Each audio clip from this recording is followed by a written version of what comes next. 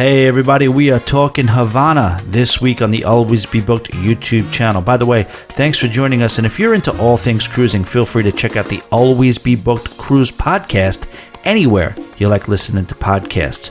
We're into it. Havana now, nice and early in the morning, and whether you're coming here on a land-based vacation or you're going to sail in, what I think is really, really important to do is get some views, get some perspective, get some elevation. This way you can see Havana from afar and get a feel for what I think is the most important kind of, yin and yang that is Havana and is Cuba, which is beauty versus poverty. And you look around in every corner, you just see something beautiful, and then you see the poverty as well. This is Port San Francisco, the terminal. If you are cruising in, this gets you right through customs right here. It is a very simple yet functional port. The AC isn't going to overwhelm you. It is easy to exchange your currency here as well. They're going to tax you at both ends. That's something to keep in mind. So you are going to pay that little tax to the government that they're going to take without question. As soon as you get out of the terminal, you get a nice little view of your cruise ship, and then you walk over and make your way over to the Plaza de San Francisco, and right away you know you're far from home.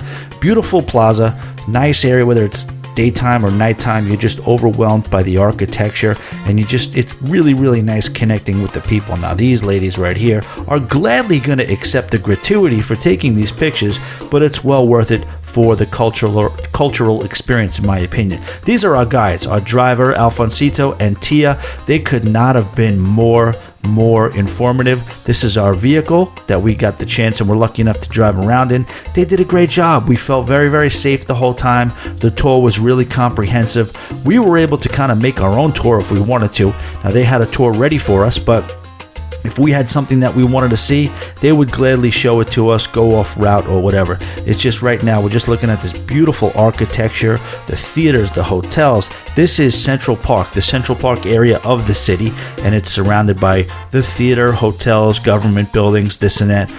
Right now, what we're going to take a look at is the government building for Cuba, for Havana right now, and it is modeled after the United States version, the Capitol building, I should say. And what they did do, considering the rivalry between the two countries, they made it a couple of feet bigger.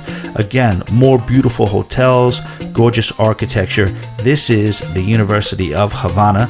Now, the education here is free, but, in life, hey, this guy's got two hats. Nothing is really free because they are going to have you do some civil service and work for the government on the arm for a little while. Just going through the city a little bit more, some of the beautiful but run-down architecture and decor, and now we are back in the city square, and this is one of the most prestigious, most luxurious hotels in the area. Now, these hotels are very, very similar. You just don't get used to seeing these beautiful cars. It's almost like you're in a scene from a movie. And this is the Manzana Kempinski, and you go to the rooftop and look, you're seeing just luxury right here. The infinity pool, you're going to get the mojitos, you're going to get the great service, you're going to get delicious food, and like I said, you're going to be comfortable the whole way, be able to take your dip in the pool. The sun's going down. By the way, that's where you want to be. If the sun is going down, you want to be on top of one of those hotels, getting a gorgeous view back at the Capitol building. And look at the rest of the hotels. That's the Park Central Hotel. But then here, as the sun goes down, it's unfortunately behind that backdrop of just poverty and things like that, as it is right there. See, half of those buildings should probably be condemned. I would imagine they're not really livable, but then you back up here and it's all is right in the world. You have the bar, you have the pool, you have the sun going down, everybody's enjoying their life and their vacation and things like that. So that's where you get that pendulum between the beauty and the poverty. It's just all around you. This is in the Park Central Hotel. Again, open to the public. You do not have to be staying here to enjoy the bar, to enjoy the lobby. And the only thing I would say about these lobbies, this thing that scared me was the elevators. You know what I mean? Very, very hot. There's no air conditioning in the elevators, and the last thing you want is one of those 1920 elevators to jam up on you. That's the theater. This is the Hotel Inglaterra, and this is a very, very famous landmark in Havana as well. A lot of entertainment there. You can go to the roof as well, like we will right now, and look back at the Park Central Hotel. So everything is right there. All this stuff is walkable, including this, the La Floridita, a beautiful, well-renowned bar. This is where they have said to invent the daiquiri, and if you try a daiquiri in there, it's delicious. The entertainment is great, and it's busy all day long, and then even at night it heats up even more. La Floridita is one of the best bars in the city. Continuing along with another view of the hotel at night, that is the Kempinski. What we'll do now is make our way across the waterway, the inlet, over to the forts. And, they're very, very proud of their military history. This is not a political piece, so I'm not getting into, who our enemy is and who our enemy isn't and this and that. What I can tell you is that people to people, it is very, very cordial, and they do appreciate Americans. I'm sure it has to do with money a little bit as we pan across and get a nice shot of Havana and the cruise ship. This is Christ the King. There was an anecdote. He's supposed to be right here doing a blessing and holding a prayer book. They say maybe it's a cigar and a mojito, and its counterpart across the way in Brazil, Christ the Redeemer is saying, where's my mojito and my cigar? That's kind of like a little bit of an anecdote, obviously not true, just a little bit of a legend. As we continue across, one more pan, we're seeing the Malecon with the backdrop of the fort going across, and you see right there just how beautiful of a city this really is, and hopefully, there's our car right there, our beautiful car being protected by the cannons, as it should be. Now we make our way over to Revolution Square, and this is where Castro used to sit there and speak. That is the monument to Jose Marti, who was a precursor to Castro. You had Che Guevara, his likeness is up there with the inscription below, "How am I doing, Fidel?" And we got a big education here. They taught us a lot about how it went down and the revolution and how they would gather right there. This is a cemetery. It is also it's the largest cemetery in Cuba, and it is a tourist attraction. You have to pay a little bit to go in there. We couldn't go in because you can't see everything in one day. So we drove past. It's called Christopher Columbus Cemetery.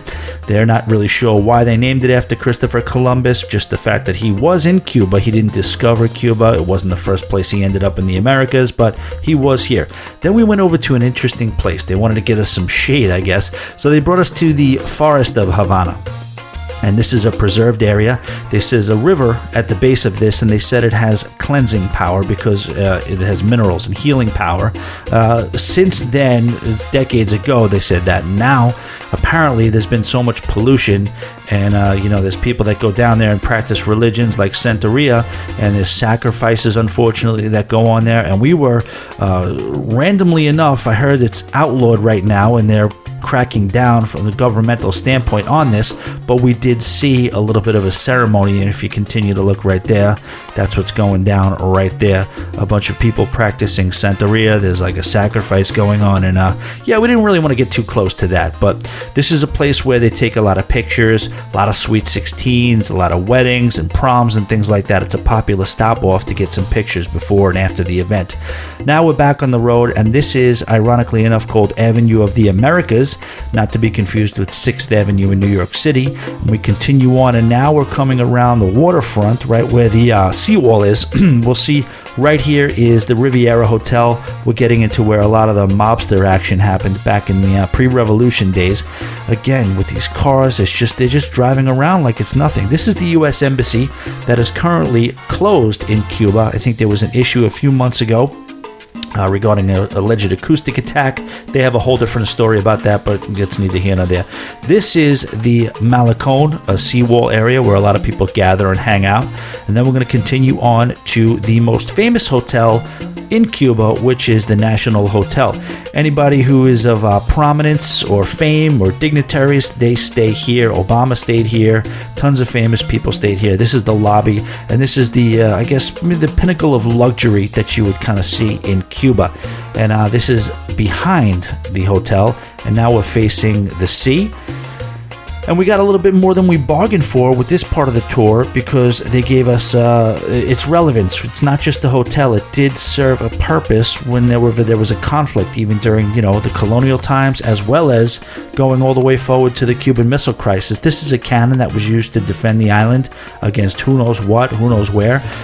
Why are they leaving it there? For a memorial, but also, yes, because who the hell is going to move it? We got a chance to go into this bunker. And in that bunker right there, we got another education from the Cuban standpoint of what went down with the Cuban Missile Crisis in those 13 days. And it's all documented with pictures and stuff down there. And then we continued on into the bunker itself. And this was kind of just an eerie feeling, aside from the fact that it was 97 degrees. We're actually what is basically enemy soil, and we're going through these bunkers. And you just can't help but wonder what it must have been like for these soldiers to kind of just be navigating their way through here at any time that there could have been conflict. But anyway, mercifully, we made our way out of it and back into the heat. And then now, just looking back at the hotel a little bit and then getting a look. Whoa, this room is very significant. This ballroom used to be a casino. And this is the very room and the very casino that was made famous by Meyer Lansky and Lucky Luciano. They played their roulette, their blackjack, their poker, all their casino games went on in here. And then you continue on after this into what they call the Hall of Fame bar. Then this is beautiful AC. The best mojito I have ever had. I'm not sure if it was just really that good or I was just really that hot. But see, all these people that are on the walls are caricatures of people, dignitaries that have come to the hotel and had a mojito at this bar. And, there's broken down by decades, and you can kind of get a look at everybody who was there. Now we are coming back towards the cruise ship and making our way back towards downtown. And I just want to say, it was a real pleasure visiting Cuba. There was a few things we didn't do that we wanted to do. I wanted to see the military museum. I wanted to see a cigar factory. I also was trying to see maybe a baseball game, which wasn't in season. Also, I wanted to see that ice cream parlor. But, again, this wasn't supposed to be a political piece. This wasn't supposed to be a lot of people say, you shouldn't be in Cuba. But what I can say is there is a real genuine interaction between the people. They have a very, very good feeling towards Americans as people. They kind of stay out of the whole, political part of it as well. And I recommend, if you ever get the chance to really connect with the people of Cuba, try to get there, try to see what it's like. There's more to the story than what you just see on your favorite news channel. But we had a great time, and I want to thank you for watching this video. This was the Always Be Booked YouTube channel. Again, if you are into all things cruising, please feel free to check out the Always Be Booked Cruise Podcast anywhere you like to listen to podcasts. Thanks for joining us, everyone. We'll talk to you soon.